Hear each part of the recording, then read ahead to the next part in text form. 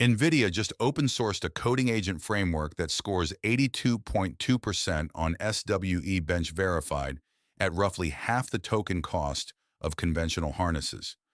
The trick isn't a better model, it's a better harness, one that's literally just a Python class.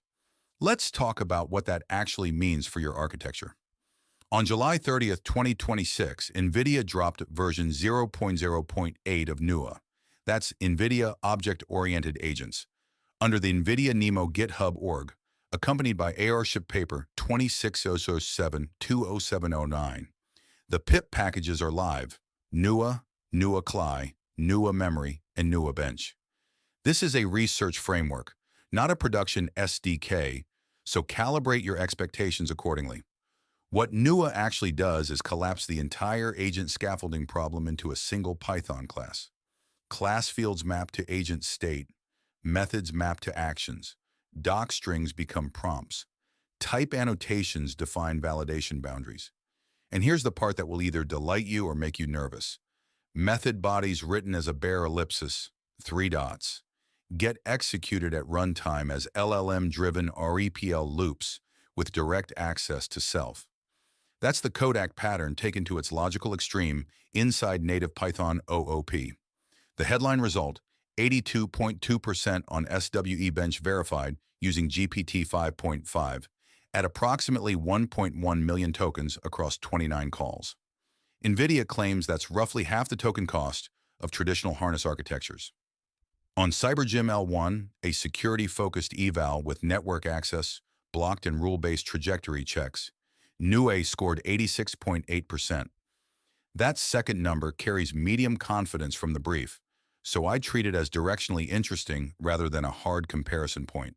The SWE bench number is the one to watch. 82.2% at half the token budget is a meaningful efficiency claim if it holds under independent replication. Let me be direct about the competitive context here. Sourced third-party head-to-heads against other frameworks are thin in the research brief, so I'm only going to reference what's actually documented. The most instructive comparison point is Claude Code. Adi Osmani's Harness Engineering write-up uses Claude Code as an empirical proof point that the vast majority of a production coding agent's efficacy lives in the outer harness, not the base model.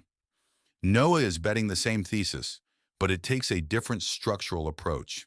Instead of a separate orchestration layer wrapping a model, the harness is the Python class itself. Martin Fowler's Harness Engineering Framework gives you the canonical vocabulary here: feed-forward guides and feedback sensors. NOOA's docstring as prompt pattern is a feed-forward guide. The type annotation boundaries are a feedback sensor. What NOOA adds is that both of those live in the same class definition your type checker and linter already understand. That's the architectural bet. You're not fighting a custom DSL, you're working with standard Python tooling. Here's where I'd slow down before you ship anything. 3 open questions from the paper that don't have clean answers yet. First, sandbox security. When you execute arbitrary Python via self inside a multi-turn Kodak loop, your blast radius is whatever that process can reach. The paper doesn't resolve this. You need to think hard about process isolation before this touches anything with real credentials. Second, debuggability. Runtime-generated execution loops inside LLM-completed ellipsis method bodies are not easy to step through. Your standard debugger attach point is gone. What replaces it? The framework doesn't say yet. Third, model dependency. These numbers are GPT 5.5 numbers. How reliably do weaker open-weight models execute on a native class-based execution surface? That's an open question. If your production constraint is a self-hosted model, you don't have a benchmark that speaks to your situation. So what do you actually do with this? My read: watch, don't adopt yet. Here's the specific Monday action. Pull the repo, run NOOA bench against one of your existing agent tasks, and compare token counts against whatever you're running today. That's a concrete data point you can get in an afternoon. If you're currently maintaining a custom JS and graph runner or a brittle LangGraph workflow, the architectural argument for migrating to a class-based harness is real. Standard linters, type checkers, and debuggers all work natively. That's a genuine operational win. But don't migrate production workloads on a vPin 0.8 research framework without resolving the sandbox isolation question first. And if your deployment target is an open weight model, you're flying without a benchmark. The token efficiency claim is the most interesting thing here.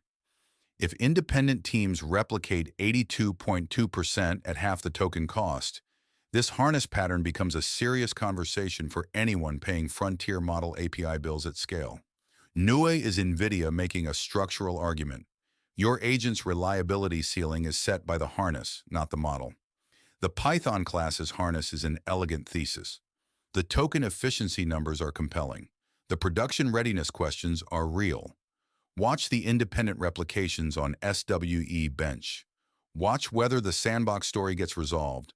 And if you're already thinking about harness engineering as a discipline, Fowler's framework and Osmani's practitioner guide are linked in the description. Those are worth your time, regardless of whether NOOA goes anywhere. Links to the Archive paper in the GitHub repo are below. I'm Ada. See you next episode.